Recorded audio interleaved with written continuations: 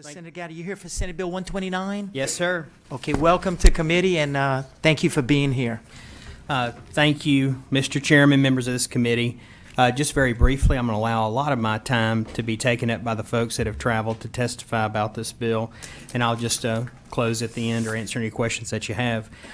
Senate Bill 129 specifically addresses the problem that we have with 18-year-olds in the foster care system when they age out. Many of those students, and we've met some last year, which caused me to research this, as those students age out in their junior year, they lose their family support, they lose the folks that are helping them find jobs, they lose their state worker in many accounts, and it's really a tragedy. I want to say about 20% end up homeless. About 25% end up incarcerated. About 21 to 22% end up struggling with severe bouts with PTSD. There was a commission that was appointed, I believe under Representative Billiot's bill in 2016, and a thorough review, which I'm sure y'all have.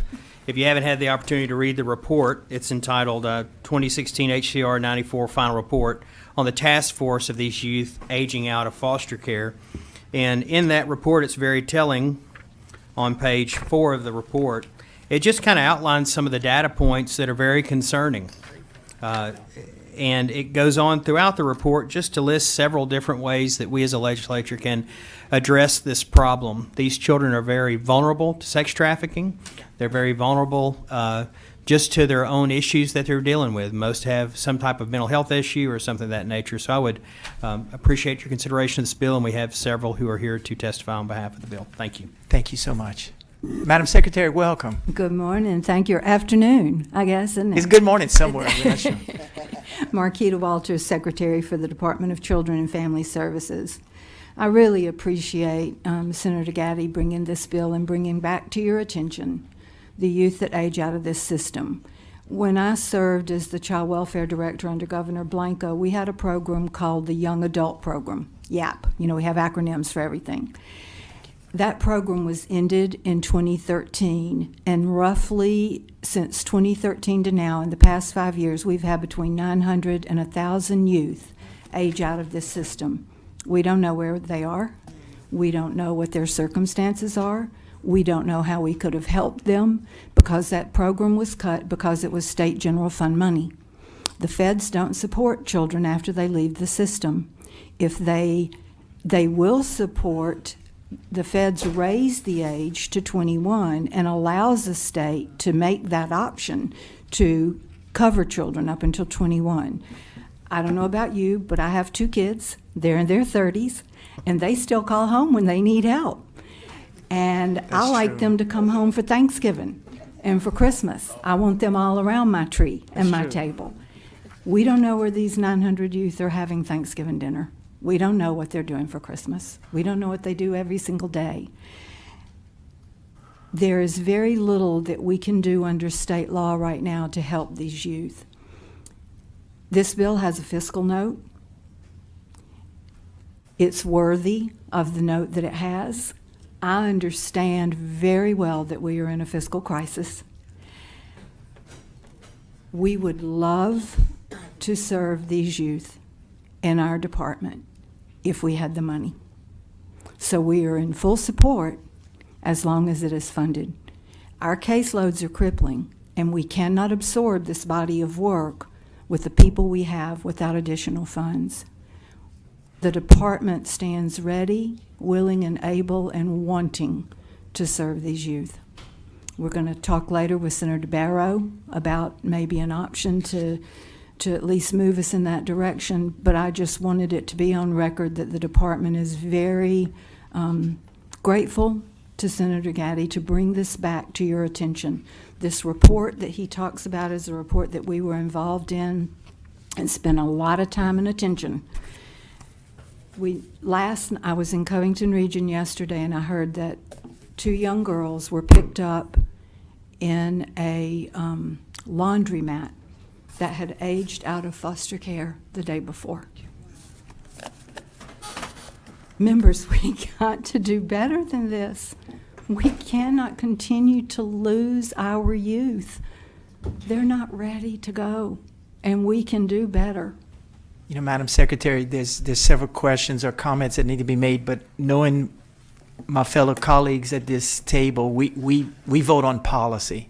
Yes. And I can tell you, we're very, very supportive, and this is kind of what we do. So you have a lot of friends sitting at this table that agree with you. And I'll start off with Senator Clater. So have you been to finance yet on this bill? Yes. You did go to finance?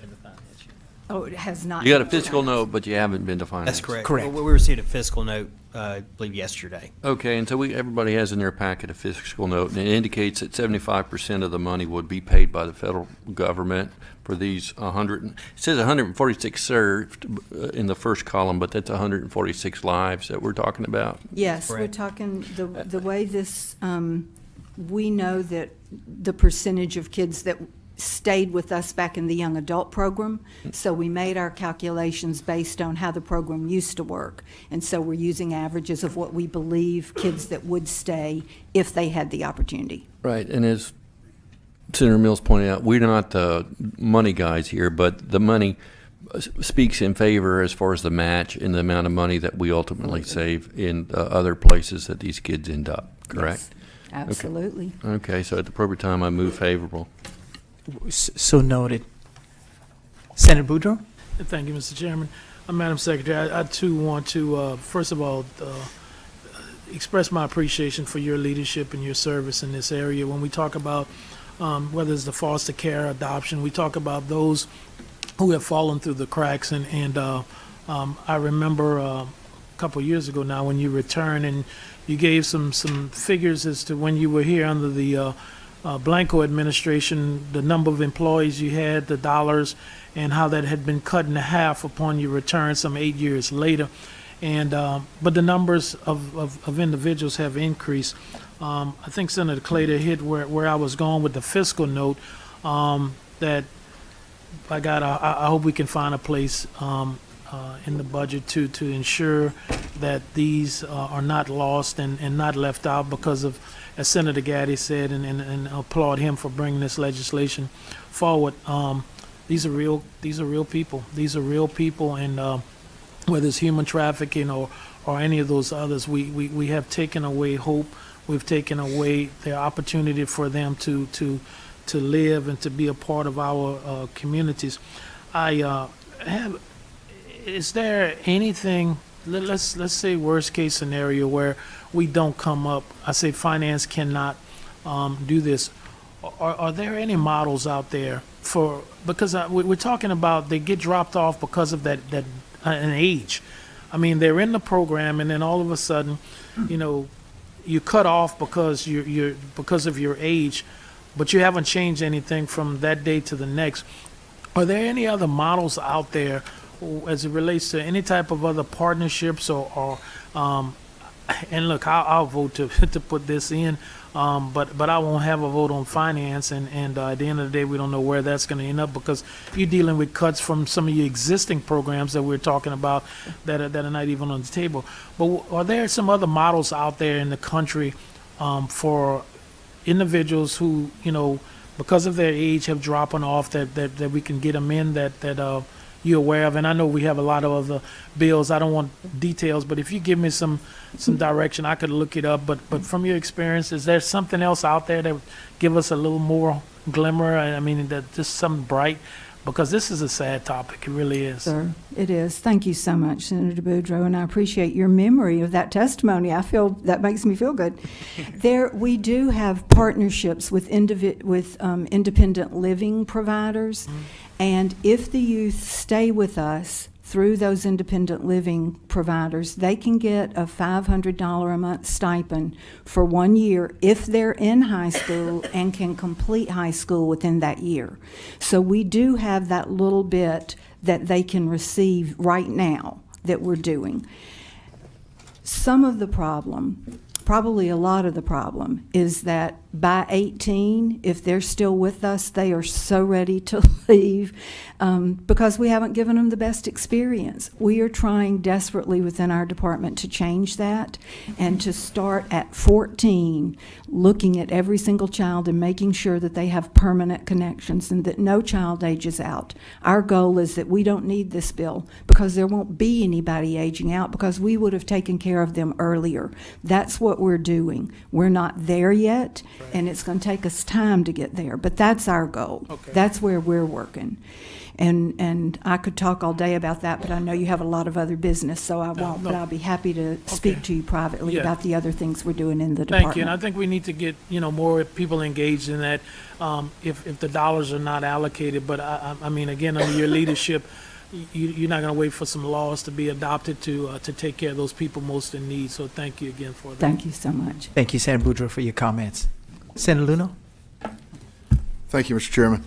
Madam Secretary, did you buy a new fleet of automobiles this year for your employees?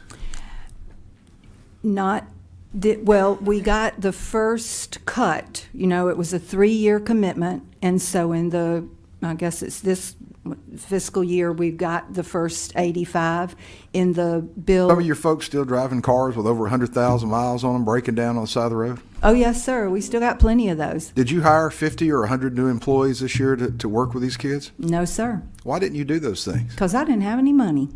And I wonder why you don't have any money. One of the things that I see when I look at this, I wonder how many members of this legislative body, not just the Senate, but the House too, would, on the day of their children's 18th birthday, would cut them off completely, penniless. Wow. But that's what we do with these kids, Yes, sir. and that's sinful. Yes, sir. And we need to think about this long and hard about what we're doing here and how we're handling this, because we're not handling our business right, and we have let you down, and we have let these kids down. And it's time for this to stop. Thank you We so can't much. cut our way out of this, can we, ma'am?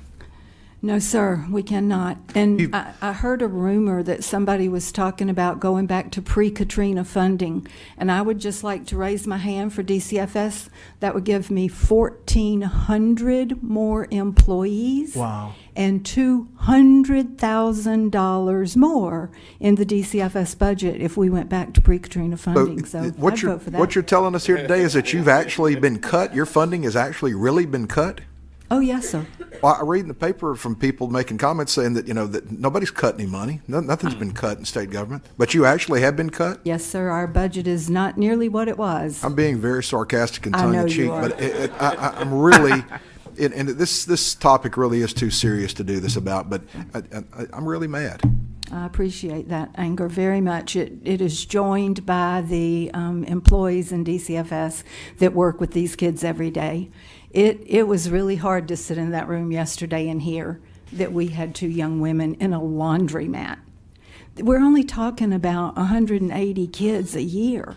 If we can't find the money to take care of 185, 190 kids, then what's wrong with us as a nation and as a state? Amen. As you can see, this committee is very passionate about your issue and in total support. Senator Barrow? Thank you, Mr. Chairman. I'm trying to see how I'm going to preface my comments, and I join your sentiment, Senator Luno, and I know how this committee feels. I have no doubt about anybody that serves on this committee, and I think I am the only one that serves on this committee and finance. So I will see this bill again. A couple of things I do want to make some comments about. Last week, or I think it was a week or so ago, we had the governor's prayer breakfast, and Mr. Kaufman was there. And I tell you, I think he's been one of the best prayer breakfast speakers for the governors that we've ever had. And his speech was about the children and investing in the children and the importance of investing in the children. And somehow we have forgotten that as a state, not us here collectively, but just in general, we've forgotten about the importance of taking care of the children, because these children are our children. They're our responsibility. They did not ask to come here, and so they're here, and they come to us, and they are our responsibility. And he talked about what they were doing in other countries with children and investing in the lives of children. I'm reminded of something that Melissa Flournoy said a long time ago. She said, when you look at the checkbook of any state and you see how they spend their money, you can see where their priorities are. In the state of Louisiana, priorities are not in the right place right now. It's not because we don't have the right leadership. It's because of some of the priorities have been set by some members of the legislature. We are cutting programs to seniors, and we are cutting programs to children, the people who can least defend themselves. And that is absolutely sinful and shameful. I am pro-life, and if you are pro-life does not just mean in the womb. It means beyond the womb. And when you talked about your children, my daughter's in her 30s. Well, my kids are in their 30s. She come back quite often, needing something. I would not dare turn her away. So we must do better, and somehow we have to find this money, because you telling me that you found 2 young ladies. Thank God y'all found them, because they may have been part of being trafficked, because it's about survival, right? They have to eat, they have to sleep, they need clothes, just basic necessities. So they may find themselves in situations that they don't want to be in, Senator Gatti, because they're trying to survive. And we have failed them. So when this bill comes to health and welfare, because by rule, we have to send it over because there's a note attached to it, I will be doing my very best to ensure that we get it out of committee. Right now, we are building a stack, but I make sure somehow that we get this bill through this process. We cannot afford to not find the money to take care of our children. We really cannot. And I employ everybody that's in this committee, which I know that you guys are, but talk to our other colleagues who are not here, to ensure that we do what's right by the kids who, by no fault of their own, are in this situation. So, thank you, Mr. Chairman. Oh, thank you, Madam Vice Chair. And maybe we might want to co-author a sheet, maybe pass it on. Maybe some of us want to at least put our name on it so Senate Finance can see it.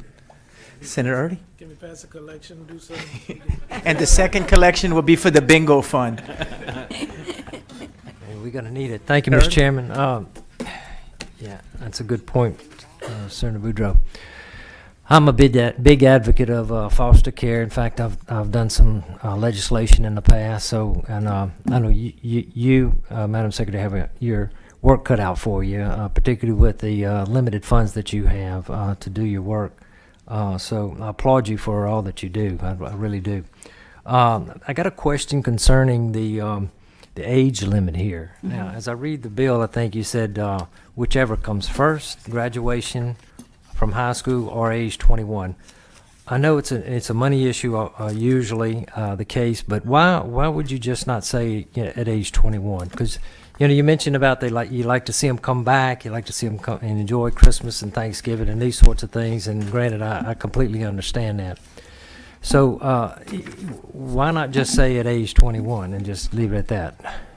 I believe that we're trying to do this in a stepped pattern so that we can eventually raise the age to 21, but knowing the fiscal climate that we have, I mean, Senator Barrow's study resolution looks at that, just trying to get from here to there instead of going in one giant leap, that we would just take them to 19 and then maybe next year take them to 20 and the next year take them to 21, because there's a cost associated with this. Sure.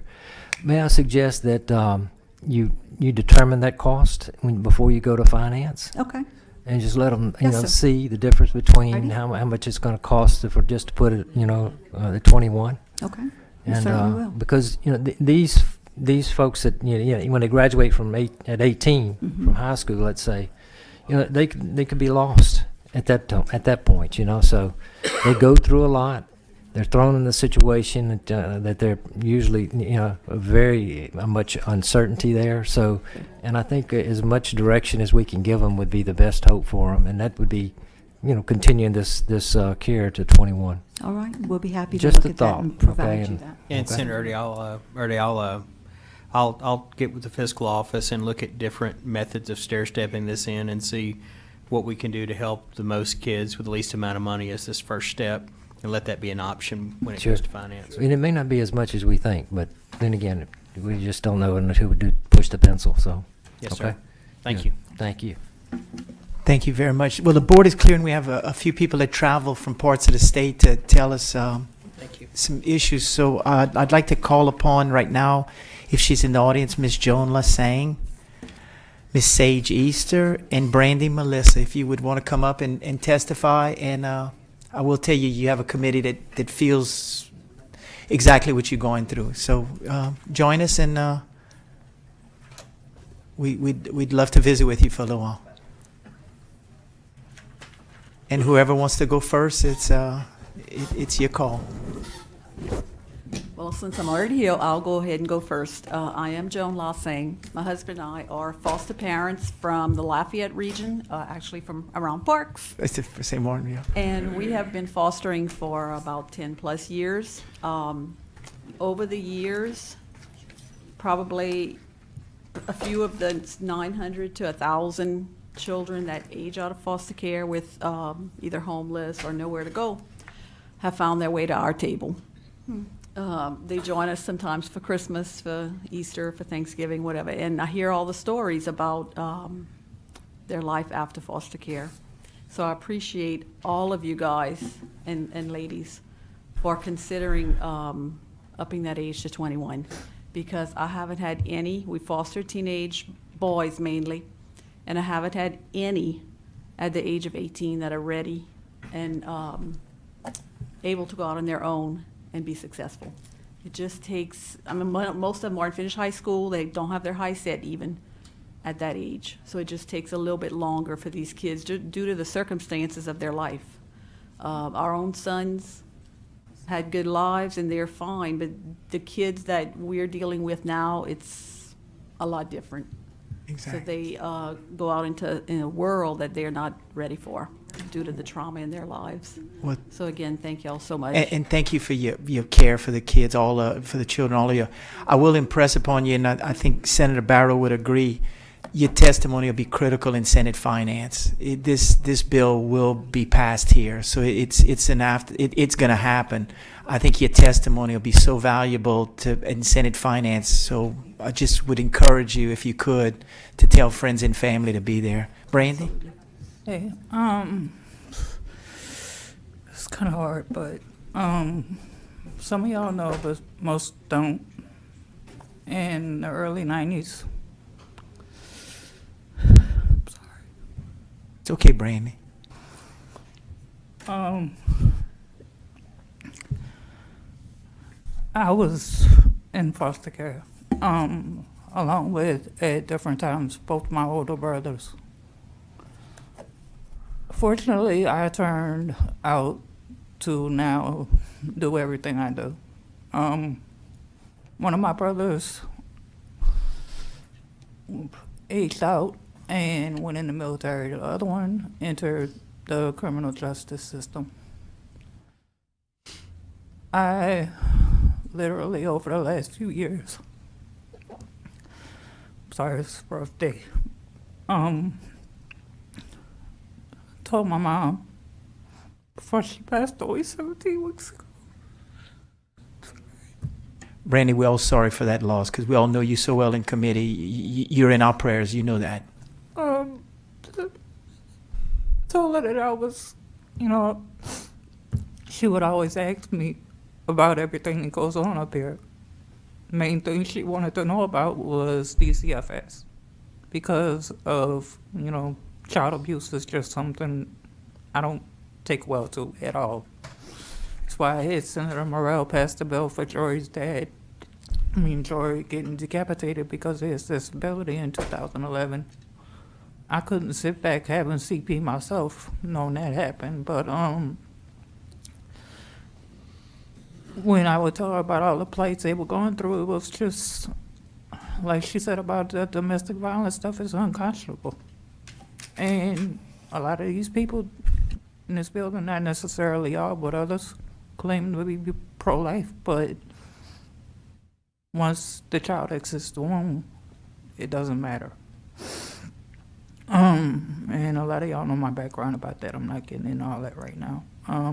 But one of the last text messages my mom sent me, even after last year, we had a conversation after the session ended. I told her I wasn't coming back up here. She got really upset, even probably a week before she passed away.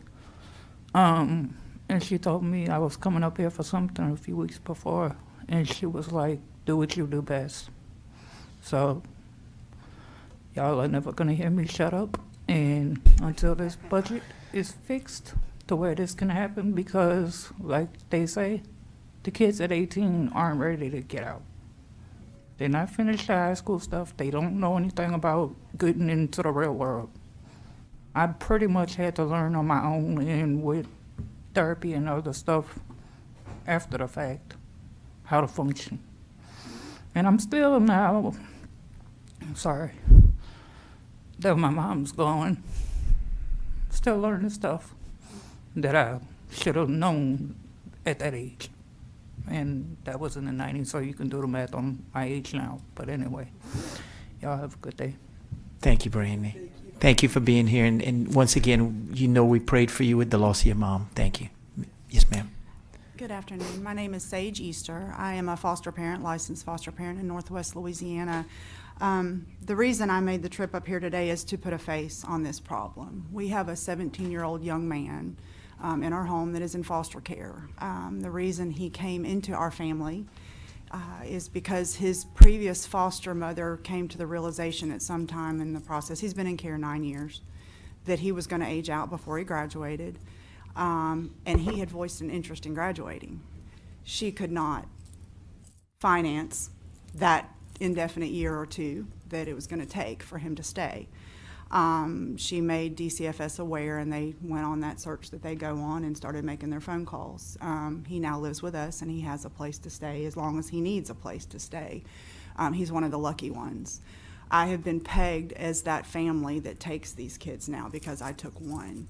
And in our region, our 10-parish region, we have been made aware, I have been made aware in just the past 4 months that we've had him, of 3 other youth, 2 that were going to age out in 2 days and had nowhere to go. One that aged out a couple of months ago and has 2 months left until she graduates, has had to pay her prior foster mother rent to stay in that household, to be with her 2 sisters who are also there, and can no longer afford to pay rent because she has to commit to some graduation requirements and can't work during this season. So she doesn't have anywhere to go where she doesn't have to pay to stay there. And she has 2 months left to graduate. If she moves school districts or anything at this point, she's 2 months away. It's a sad situation. I think Senator Boudreaux, you may have been the one that asked about other practices and potential systems in place. I went through and called my friends in DCFS and anybody that I knew that may be able to give me statistics, not knowing how this was going to play out. I've never been in a setting like this before, and the statistics were mentioned that are important. But foster care to 21 is obviously considered the best practice. What that looks like in other states is completing secondary education or a program leading to an equivalent credential, enrolled in an institution which provides post-secondary or vocational education, participating in a program or activity designed to promote or remove barriers to employment, employment for at least 80 hours per month, or if they're incapable of doing any of the above due to a medical condition. Those are where we're trying to get these kids. This young man that's in our house has participated in the independent living program through a Goodwill Industry track. If he remains in school, he will get a $500 a month stipend, which we're allowing him to save if he completes the program during the duration that he's at our home. So hopefully he can buy a car and be independent at some point. We can't afford that for him. But there are families that are taking that money from the kids to pay rent, so they have a house to stay in, which I understand they're not getting reimbursed at that point by the state. So that's how some of the kids are staying in homes past age 18. It's unfortunate. I just want to put a face on it. This young man has a place, and I'm not going to get emotional, but just 6 months ago, he had no clue. This is the first time in his life, he's been in care almost 10 years. This is the first time in his life that he can actually start to think about what life may look like as an adult. In the past, he's had no idea. I mean, it just literally, his line of sight cut off at 18, because past that it was going to be so indefinite. So please just consider the youth. And I enjoyed Senator, is it Luno, his passion. It's like, that's my person. Because I could tell at first, once I realized you were being sarcastic. I could tell. It's wonderful to see as a foster parent, just to know that we have support here on this side of things, because it's a tedious task. We love it. We wouldn't change it for the world, but there are so many kids that would see a future for this. Thank you all three, and really I would encourage, if anybody can make it to Senate Finance, when the time's right, Senator Barrow would sure like you at the table. So Please let us know when. Thank you. we will do that. We'll get your cards, and we'll note that. We have one more person that would like to testify, Richard Ducote. Everybody else we have cards of only support, no opposition, and this will be our final testimony on this bill. Thank you for Thank you very joining us. much. Thank you for being here. Good afternoon. My name is Richard Ducote. I'm an attorney in Covington. I have been practicing law for 40 years with the practice devoted to representing abused women and kids, victims of child abuse and domestic violence. When I was in law school, I worked as a juvenile probation officer in the Jefferson Parish Juvenile Court, and my experiences with kids in the foster care system took me on this path that ended up on behalf of kids in 45 states in courtrooms. And back in the 1980s, I had the opportunity to work with the legislature to reform the foster care system, and was appointed an assistant DA in 19 parishes and tried termination of parental rights cases in 40 courts in Louisiana, and had the honor of being named an honorary member of the Louisiana Foster Care Association for life. I'm a former foster parent and an adoptive parent. So that's the perspective I bring. There is very little that competes negatively with starting life off as a child who ages out of foster care. It's being pushed off of a cliff, and the statistics bear that out. This is a wonderful bill. It has a very important purpose. However, I think there's some legal issues with it that need to be fixed. I'd be very happy to get with Senator Gatti and work out some language that I can suggest it now. I think just in terms of definition, once you turn 18, you're no longer a child. So that language needs to be fixed. I made some notes that I can provide later to Senator Gatti for a possible amendment. The other thing, too, is the reason that kids leave foster care at the age of 18 is that they are placed in foster care by juvenile courts whose jurisdiction over the child ends at age 18. So you can't remain in foster care after the age of 18 because the court that put you there no longer has jurisdiction. So what we're really talking about, and I think the bill needs to reflect this, is that it's the continuation of benefits that you were receiving prior to turning age 18 as opposed to remaining in the foster care system. I think the bill also needs to include language that none of the your rights as an adult are in any way impaired by remaining under this program, that you're still a major, you're not a child anymore, but you're just simply continuing to receive the benefits that you got otherwise.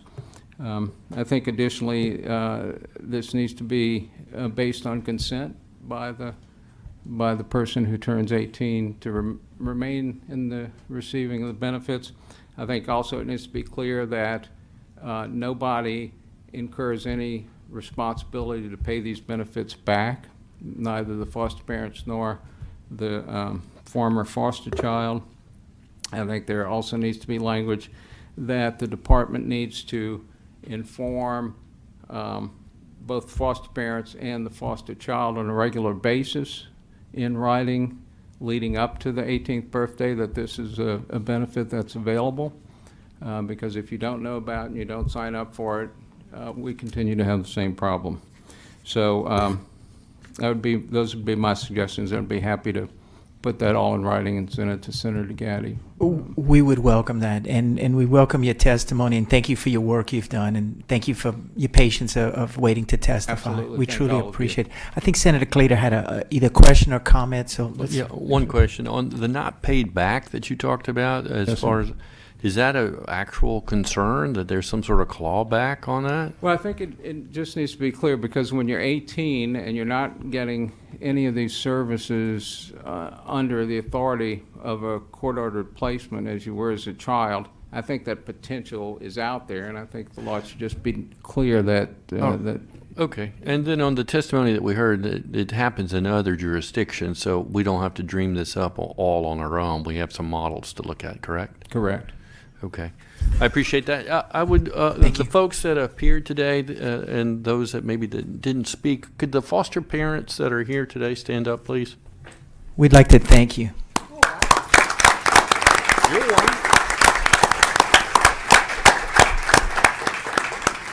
Thank you, Senator Claytor. Senator Gatti, would you like to add anything? Because we have a motion to move favorable. Is there anything else I you'd have like a to? 45-minute closing. No, I'm joking. I wouldn't. I just want to thank y'all for your support of this, and Mr. Cody for coming out, and the witnesses. You know, children are our hope, our destiny, our future. You know, this is something we're getting wrong right now, and it's a big deal, and we need to address it.